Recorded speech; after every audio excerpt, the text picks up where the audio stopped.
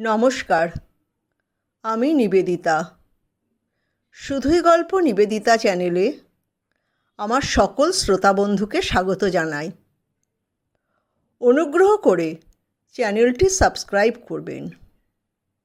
গল্পটি ভালো লাগলে লাইক ও শেয়ার করবেন। আপনাদের মূল্যবান মতামত অবশ্যই জানাবেন।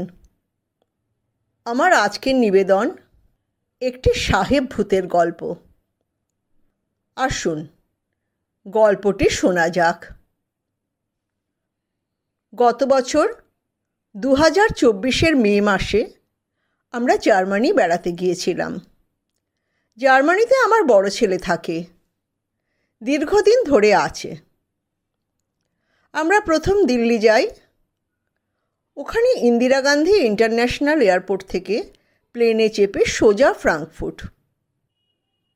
ছেলে এয়ারপোর্ট থেকে গাড়ি করে আমাদের ওর বাড়িতে নিয়ে যায়।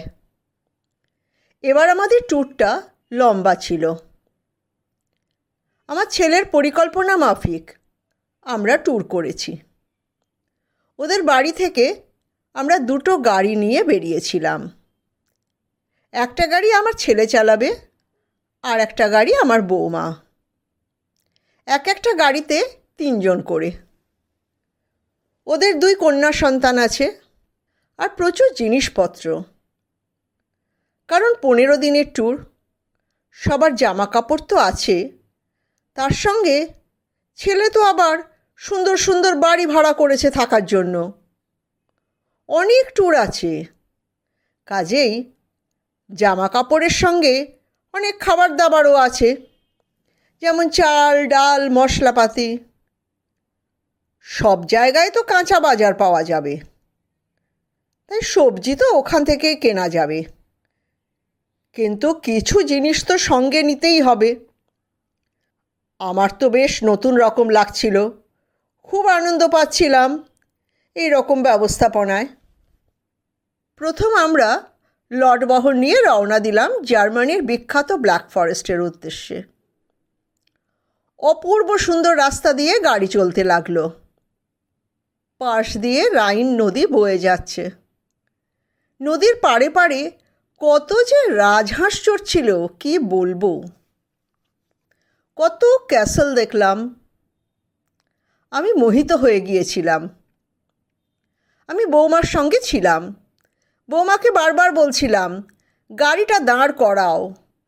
কিন্তু ওখানে তো যেখানে সেখানে গাড়ি দাঁড় করাবার নিয়ম নেই, তাই যেখানে নদীর ধারে দাঁড়াতে পারে বৌমা সেই রকম জায়গায় দাঁড় করাচ্ছিল। আমিও মনের সুখে আমার মোবাইলে একের পর এক ছবি তুলছিলাম। রাস্তায় ব্রেক নিতে নিতে দুপুরে লাঞ্চ করে অবশেষে বেলা 3টে নাগাদ আমরা আমাদের প্রথম গন্তব্য ব্ল্যাক ফরেস্টে পৌঁছলাম।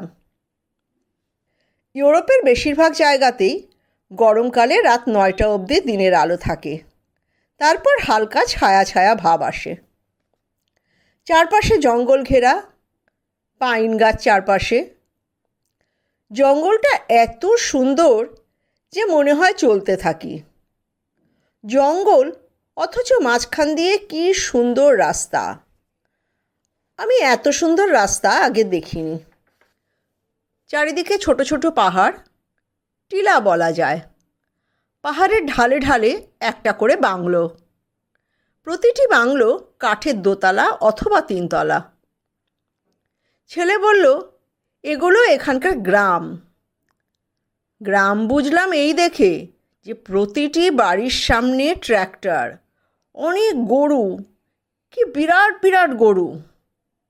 কি শান্ত পরিবেশ চারদিকে। আশেপাশের বাড়ির মহিলারা 2-1জন গল্প করছে। আমার ছেলে জার্মান ভাষায় একজনকে আমাদের বাড়ির ঠিকানাটা জিজ্ঞাসা করল। ভদ্রমহিলা দেখিয়ে দিলেন। আমাদের থাকা জায়গাটা একটা পাহাড়ের ঢালের দিকে। একটা ছোট্ট নদী তীর তীর করে বয়ে চলেছে, অনেকটা নালার মতো, কিন্তু হালকা স্রোত আছে, আর জলটা একেবারে ঝকঝক করছে। আমাদের গাড়ি দুটো আস্তে আস্তে ঢালুর দিকে নামতে লাগলো।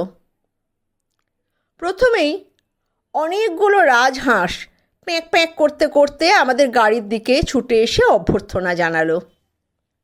আমার কর্তামশাই নেমে রাজহাঁসদের সরিয়ে দিল। তারপর আমরা ওই নদীটার ওপর দিয়ে বাংলোর দিকে এগোলাম। দোতলা কাঠের বাংলো, অনেক জন্তু জানোয়ার, অনেক কাকাতুয়া দেখলাম একটা খাঁচায়। কি সুন্দর রং তাদের! একটা বড় খাঁচায় 3টে ময়ূর, চারিদিকে মুরগি ঘুরে বেড়াচ্ছে। এক জায়গায় দেখলাম 2টো এমু দাঁড়িয়ে আছে। কি অদ্ভুত সুন্দর, বলে বোঝাতে পারবো না। ময়ূরের খাঁচাটা একটা ছোট্ট টিলার নিচে। খাঁচার ভেতরে একটা বড় গাছ আছে। একটা ময়ূর লেজ ঝুলিয়ে গাছে বসে আছে। একটা টিলার গা দিয়ে একটা ছোট্ট ঝর্ণা বয়ে যাচ্ছে। অপরূপ দৃশ্য। এই রকম একটা বাড়িতে থাকবো আমি তো ভাবতেই পারছি না। চারিদিকে শুধু সবুজ আর ঝকঝকে নীল আকাশ। আমরা সবাই নামলাম, সঙ্গে আমাদের লটবহর। আমার ছেলে বাড়ির ওনারকে ফোন করলো। তিনি আসলেন। দেখলাম এক হাস্যমুখী বৃদ্ধা জার্মান মহিলা, হাফ প্যান্ট টি শার্ট পরা, খুব লম্বা, খুব সুন্দর কথা বলেন। প্রথমে জার্মানিতে কথা বলছিলেন, পরে আমরা দুজন বুঝতে পারছি না দেখে ইংলিশে বলা শুরু করলেন। তিনি চাবি দিয়ে বাড়িটা খুললেন। একতলায় বিরাট লিভিং রুম। লিভিং রুমে একটা বড় পিয়ানো। পিয়ানোটা একদম ঝকঝক করছে, যেন মনে হচ্ছে রোজ কেউ এটাকে বাজায়। একটা বড় বেডরুম। বেডরুমে খাট, বিছানা, কাবার্ড সব আছে। কাবার্ডের মধ্যে হ্যাঙ্গারে ঝোলানো একটা কোট, খুব বড় সাইজের। বোঝা যায় যিনি এটা গায়ে দিতেন তার চেহারাটা বিশাল ছিল। আর হ্যাঁ, লিভিং রুমে একটা রেনকোট আর হ্যাটও দেখেছি। বেডরুমের দরজা জানলায় খুব সুন্দর সুন্দর পর্দা ঝুলছে। ওয়াশরুমও সুন্দর। কিচেনেও সব রকম ব্যবস্থা আছে, বিদেশে যেমন থাকে। Hot plate, fridge, micro, dishwasher, washing machine. একধারে খুব সুন্দর করে সাজানো আছে বিভিন্ন ক্রকারিজ। রান্নার সব বাসনপত্রও আছে। আমি তো খুব খুশি এসব দেখে। তারপর উনি আমাদের নিয়ে চললেন উপরে।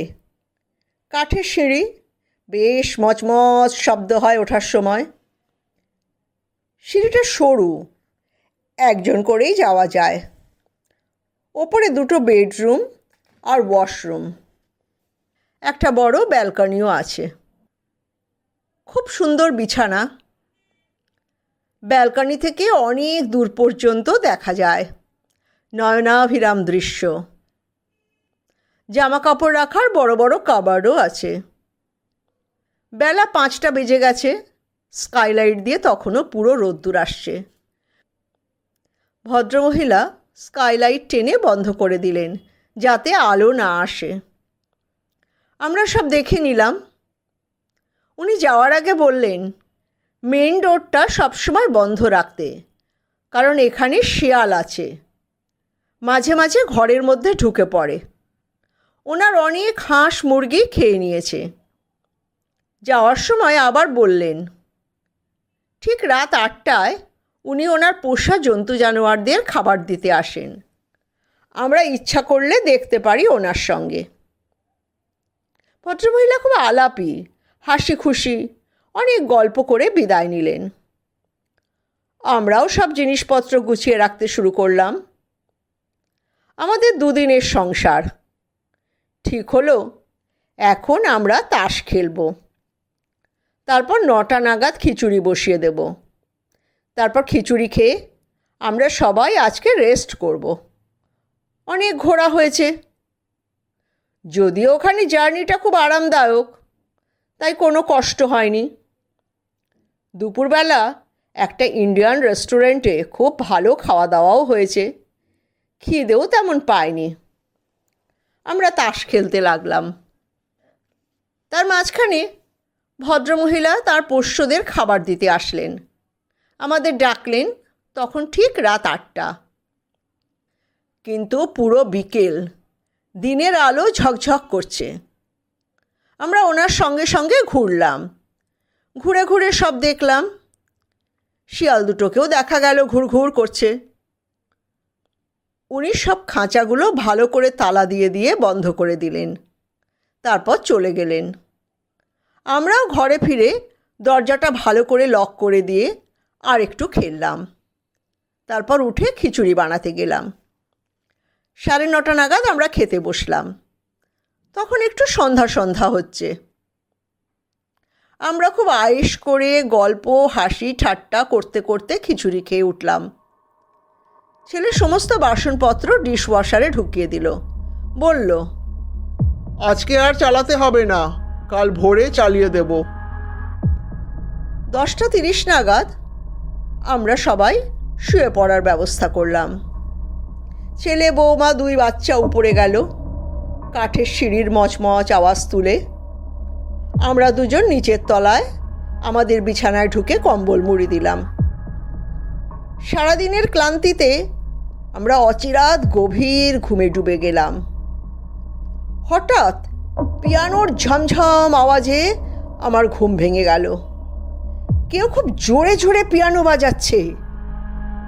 আমরা তো কেউ পিয়ানো বাজাতে জানি না, তাহলে কে? আমার হাজব্যান্ডও জেগে উঠে বসেছে। সে বালিশের পাশ থেকে চশমা টেনে নিয়ে চোখে দিয়েছে। পিয়ানোর দিকে তাকিয়ে দেখি টুলটার উপরে এক বিশাল দেহী সাহেব বসে আছে। একটু অস্পষ্ট ভাব, ছায়া ছায়া, কারণ ঘরে একটা ডিম লাইট জ্বলছিল। যে বসে আছে মাথায় হ্যাট, গায়ে কোট, এক মনে বাজাচ্ছে। আমরাও পরিষ্কার কিছু দেখতে পাচ্ছি না, আবছা আবছা। হঠাৎ বাড়ির সব জন্তু জানোয়াররা একসাথে ডাকতে লাগলো। সমস্ত হাঁসগুলো একসাথে প্যাঁক প্যাঁক প্যাঁক প্যাঁক প্যাঁক করতে লাগলো। মুরগিগুলো অসময়ে কোকড়ো কো কোকড়ো কো করে ডাকতে লাগলো। ময়ূর তো ডাকে না যখন তখন, সেও ক্যাঁক ক্যাঁক করতে লাগলো। 2 পেল্লাই বিড়াল ছিল, তারাও বিচিত্রভাবে ডাকতে লাগলো।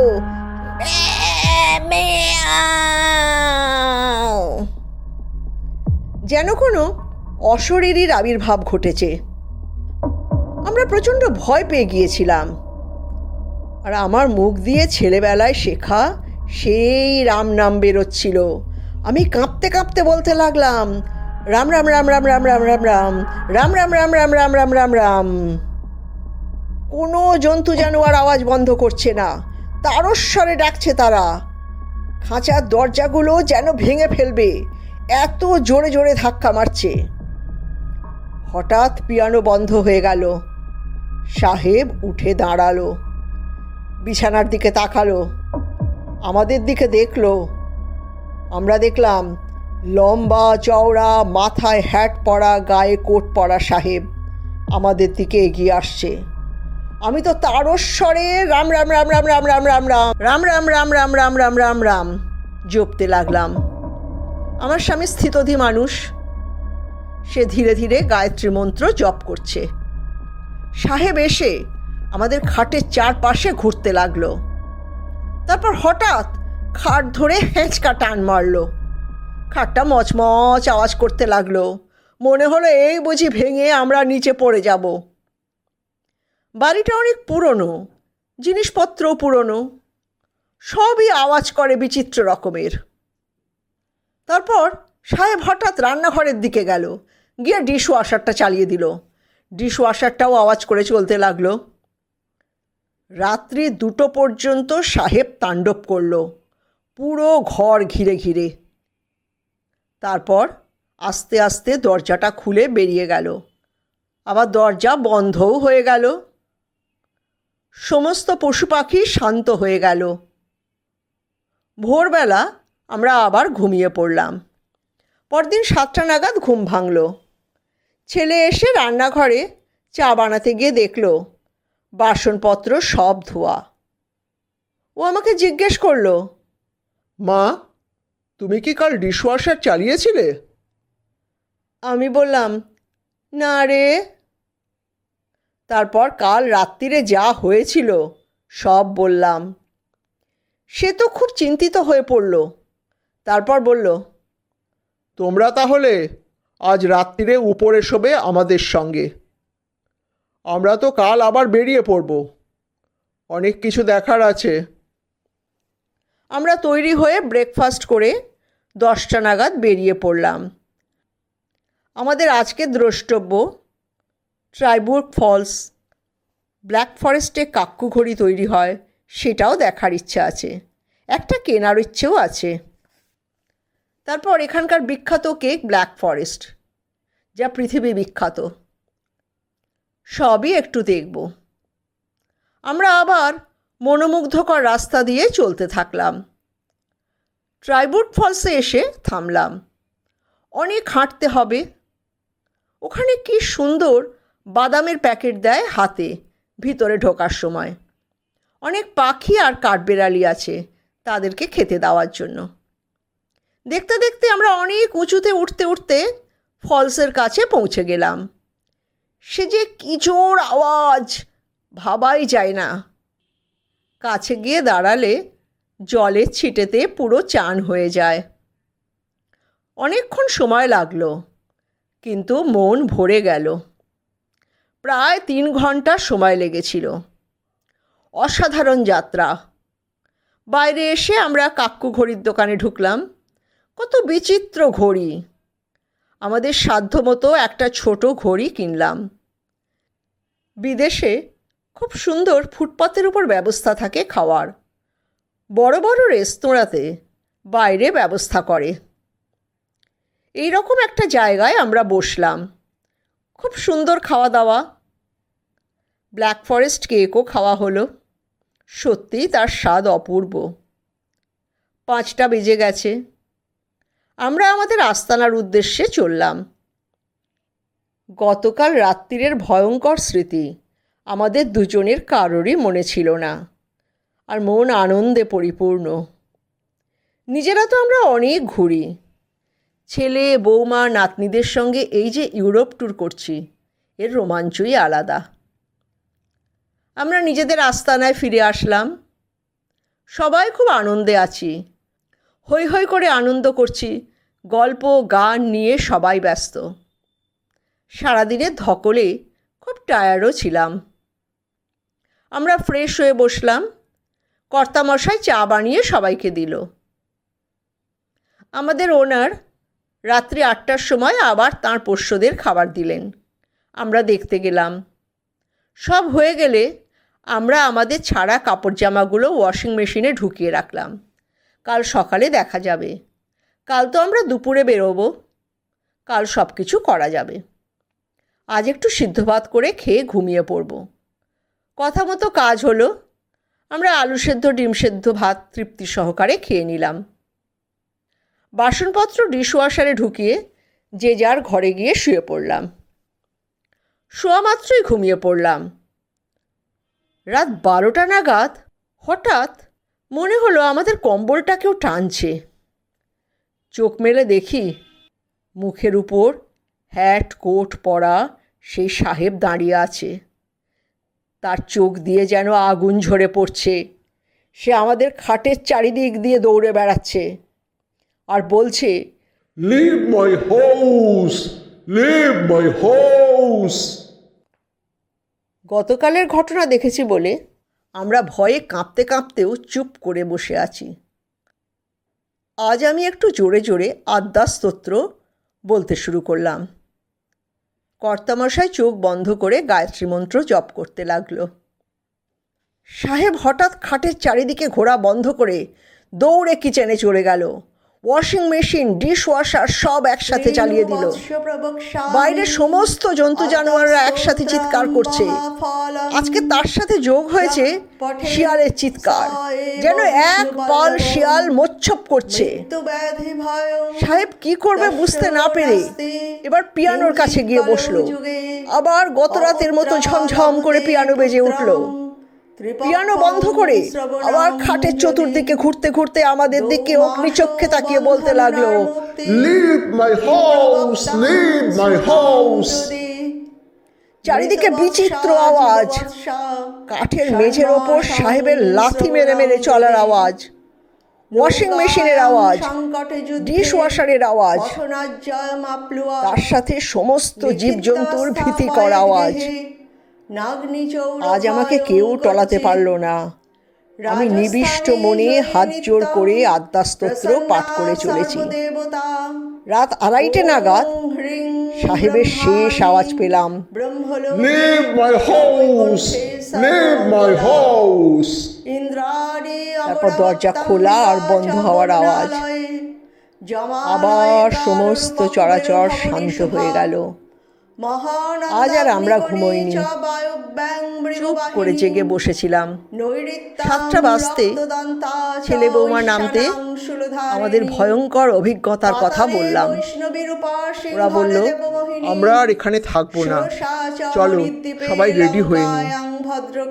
আমরা রেডি হয়ে আবার নতুন গন্তব্যের উদ্দেশ্যে বেরিয়ে পড়লাম।